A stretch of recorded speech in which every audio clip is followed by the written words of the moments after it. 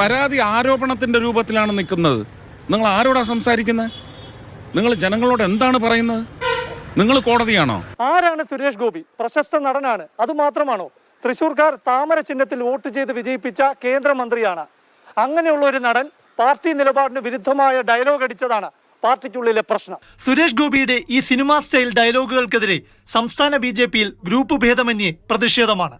സിനിമാക്കാരുടെ പീഡന കഥകൾ തുറന്നു കാട്ടുന്ന മാധ്യമങ്ങളെ സുരേഷ് ഗോപി വിമർശിച്ചതല്ല പാർട്ടിയുടെ പ്രശ്നം. CPM MLA കൂടിയായ മുകേഷിന്റെ രാജി ആവശ്യപ്പെട്ട BJP സമരം ചെയ്യുമ്പോൾ പാർട്ടി നിലപാടിന് വിരുദ്ധമായി കേന്ദ്രമന്ത്രി കൂടിയായ സുരേഷ് ഗോപി ന്യായീകരിച്ച് രംഗത്തെത്തി. മുകേഷിനെതിരെ ശബ്ദിച്ച മാധ്യമങ്ങളെ അധിക്ഷേപിച്ചു. ഫലത്തിൽ പാർട്ടി നിലപാടല്ല തന്റേതെന്ന് സുരേഷ് ഗോപി നയം വ്യക്തമാക്കുകയാണ് ചെയ്തത്. അതുകൊണ്ടാണ് K. സുരേന്ദ്രൻ സുരേഷ് ഗോപിയെ ഇന്നലെ പരസ്യമായി തള്ളിപ്പറഞ്ഞത് ഒരു മുന്നറിയിപ്പോടെ. പാർട്ടി നിലപാട് പറയാൻ തൽക്കാലം പാർട്ടി ചുമതലപ്പെടുത്തിയിരിക്കുന്നത് ആ പാർട്ടിയുടെ അധ്യക്ഷനെയാണ്.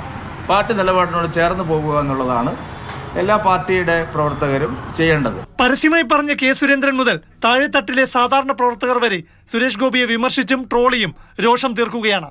തൃശൂരിൽ സുരേഷ് ഗോപിയുടെ വിജയത്തിനായി പ്രയത്നിച്ച സംഘപരിവാർ പ്രവർത്തകരും രോഷത്തിലാണ്.